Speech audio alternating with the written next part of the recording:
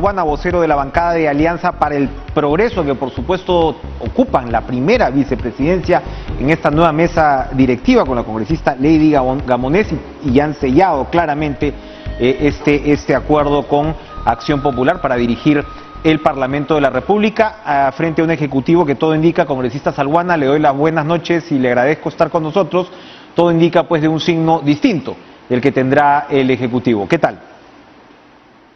Buenas noches, el gusto de saludarlo y encantado de conversar con usted. Bueno, ¿cuál va a ser la agenda prioritaria para el Parlamento con esta mesa directiva ya elegida?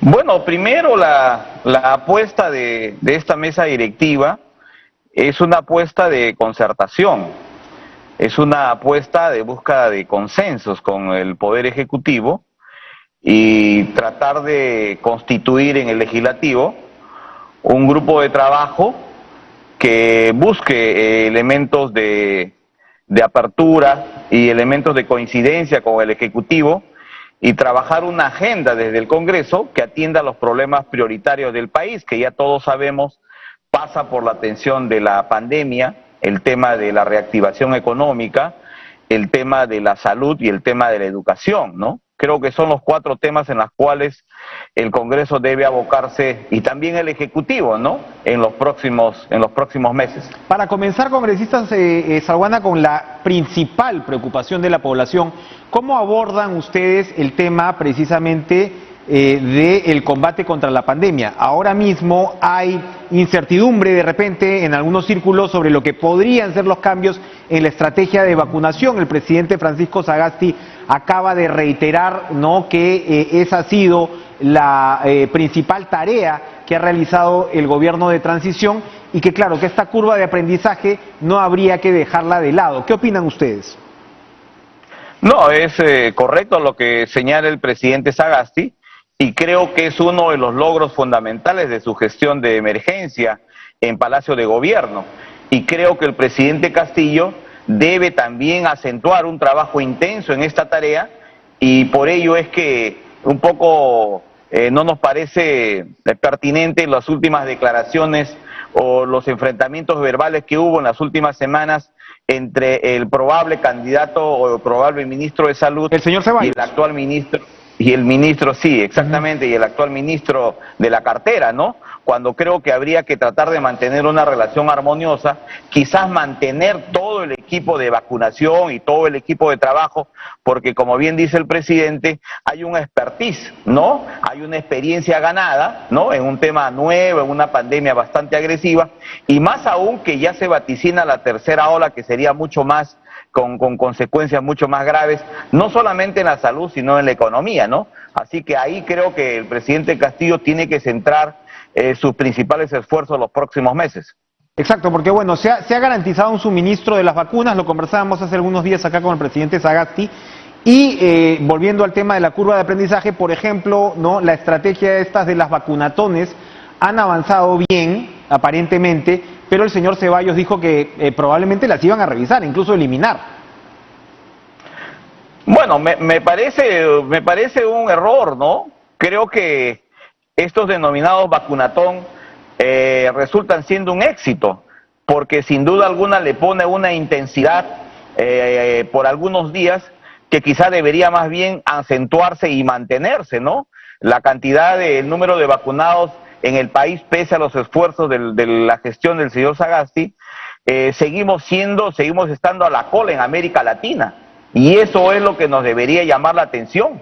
Hemos sido el país con más número de muertos per cápita en el planeta. Por consiguiente, creo que el señor Ceballos tiene que reflexionar y ver las cosas con mucho mayor serenidad, ¿no? Creo que ya, ahora que empiezan a hacer gobierno, ya pasamos del discurso a la acción y él tiene que, obviamente, recurrir a los cuadros profesionales y técnicos, que además son profesionales de carrera en el Ministerio de Salud y tienen años de experiencia en este tema. A ver, un escenario mañana, congresista Salguana, es que tengamos un gabinete con mayoría de miembros de Perú Libre. Acabamos de conversar con uno de los integrantes de la bancada, el señor Tello, y el hecho es que los propios miembros, líderes de Perú Libre, comenzando por el señor Vladimir Cerrón, han reclamado una presencia mayoritaria dentro del gabinete, y ese es un escenario. ¿Cómo recibiría la mesa directiva del Congreso esa posibilidad? Y si ustedes verían ahí también un camino para poder, digamos, trenzar una estrategia y un escenario de gobernabilidad. Bueno, el partido ganador tiene todo el derecho de reclamar puestos en el gabinete, ¿no? Lo cual es totalmente legítimo.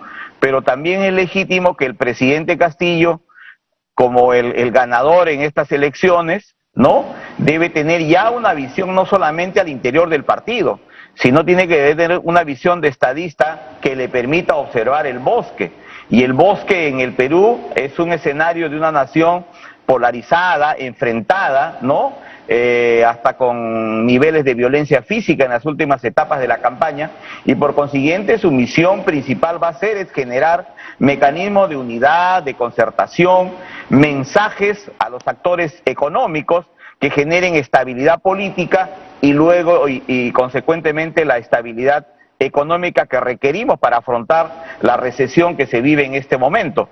Y uno de los mensajes potentes, sin duda alguna, sería que incorpore en su gabinete profesionales serios, capaces, ¿no?, con trayectoria pública reconocida y lógicamente con antecedentes democráticos acreditados.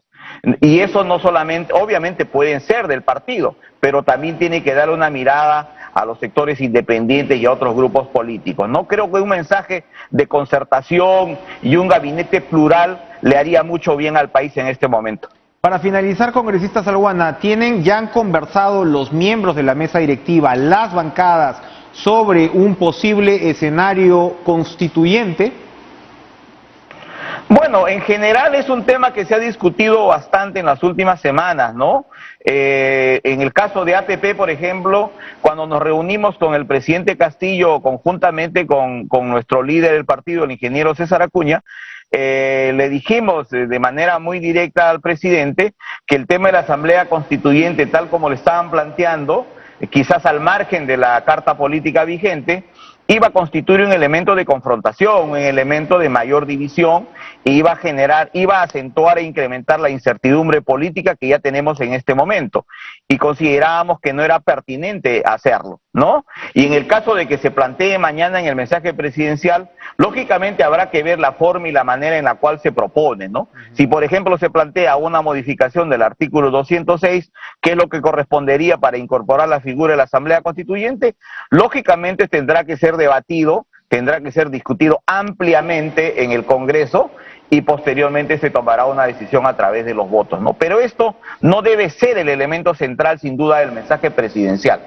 Otros deben ser los que generen, como le decía al principio, consensos, generen un mayor acercamiento, y más aún que las últimas encuestas han señalado claramente que el pueblo no está por el tema de la Asamblea Constituyente, sino que está pensando en el día a día, cómo llevar pan a sus hogares y cómo generar bienestar a los peruanos. Ese tiene que ser, creo, la tarea del presidente, y en ese tema el Congreso tiene toda la predisposición de respaldarlo. Eduardo Salguana, vocero de la bancada de Alianza para el Progreso, gracias por estar con nosotros y adelantarnos pues estos puntos claves de lo que será sin duda las tratativas entre Ejecutivo y Legislativo. Vamos a continuar en esta línea porque le damos las buenas noches a Ruth Luque, vocera alterna